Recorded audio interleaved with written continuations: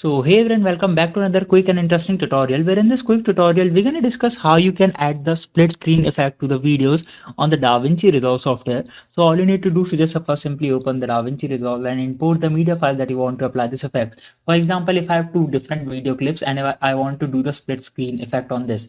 Now all you need to do is just simply first drag the clip on the timeline overlapping each other. Now if I do this, now as you see, now the both clips are over each other.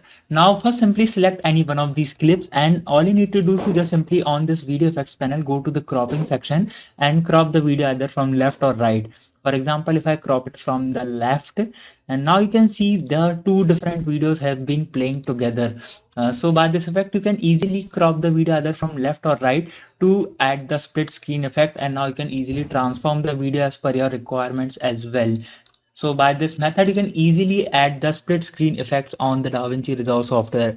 I hope this video will be helpful for you. Make sure to hit the like button and subscribe button for having such more helpful and interesting tutorials. See you in the next one. Take care.